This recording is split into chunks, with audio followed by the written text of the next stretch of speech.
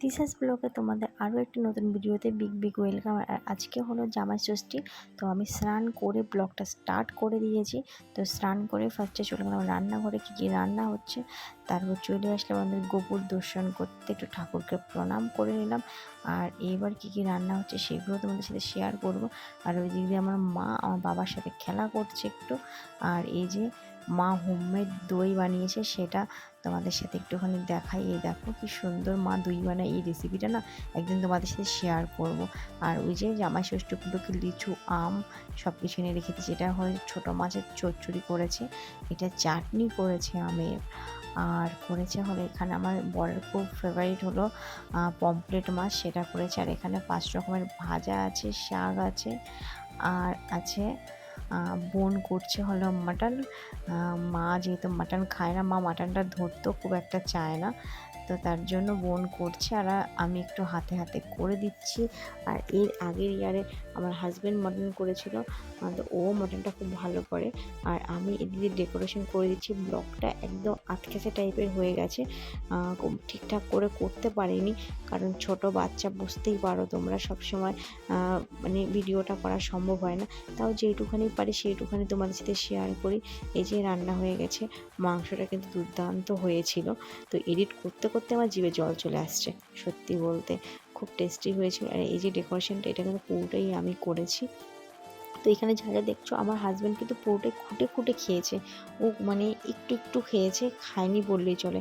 তো এখনও আশীর্বাদ পর্ব হয়নি, যেহেতু দুপুরবেলা ও এসেছে, এই 2টোর সময় লেট করে এসছে।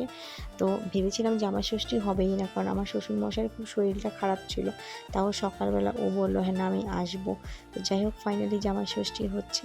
আর এই যে আমার পুচকু বাবা আর পাপড়ি কোলে যেয়ে বসে পড়েছে। তো ও বলছে যে এটা দিয়ে ওইটা দিয়ে, আমি বলছি না একদম মিষ্টি দেবে না। তো ওর হাতে এক টুকরো শশা দিল, তো ওইটা নিয়ে একটুখানি করছে, দুষ্টুমি করছে, খেতে তো আর পায় না এখনও, যেহেতু দাঁত হয়নি। তো যাই হোক, আমাদের আশীর্বাদ পর্বটা সন্ধ্যার সময় হবে, কারণ যেহেতু বললাম দুপুর হয়ে গেছে। এখন যদি ওকে আম ফল দেওয়া হয় খেতে, তাহলে ও আর ভাতটাই খেতে পারবে না দুপুরবেলা। তো তার জন্য আশীর্বাদটা রাতেই হবে। তো এই যে খাবে, এই যে পুচকু বাবা দুষ্টুমি করছে, আমি বলছি এইবার আমার বোনকে যে পুচকু বাবাকে করে নিয়ে নে, ও খেয়ে নিক। তো যাই হোক, খাওয়া দাওয়া হয়ে গেছিলো, তারপর ও একটু রেস্ট নিয়েছে। তারপর এই যে সন্ধ্যার সময়, এই যে আশীর্বাদটা, এটা কিন্তু সন্ধ্যার সময়ই হয়েছে। কিন্তু এখান থেকেও ফলগুলো একটু একটু খেয়েছে। ও বলছে রাত করে কি ফল কেউ খায়, কিন্তু যাই হোক, যেহেতু নিয়ম একটু হলেও খেতে হবে। এই যে দুজনকে আশীর্বাদ করছে, দেখো। তো আমার ভিডিওগুলো তোমাদের কেমন লাগে, তো বন্ধুরা অবশ্যই কমেন্ট করে জানিও। আর কেমন ধরনের ভিডিও দেখতে চাও, আমার কুকু বাবার ভিডিও, কী ভিডিও দেখতে চাও, সব তোমরা বলো, নিশ্চয়ই আমি শেয়ার করবো যতটা পারবো। এখন কিন্তু কুকু মানে হামাগুড়ি দিয়ে বসতেও পারি, সেই ভিডিও তোমাদের সাথে একদিন আমি শেয়ার করব। আর আমার চ্যানেল মানে তোমরা ফার্স্ট থেকে পাশে ছিলে, তার জন্য থ্যাংক ইউ সো মাচ। এইভাবে আমার পাশে থেকো, তোমরা পাশে থাকলে আমি অনেক দূর এগিয়ে যাব। তো চলো বন্ধুরা, আজকের মতো ভিডিওটা এখানেই শেষ করছি। আরও একটি নতুন ভিডিও নিয়ে খুব তাড়াতাড়ি ফিরে আসব। তো চলো, টাটা। কিছু ফটোও শেয়ার করলাম, কেমন লাগলো জানিও।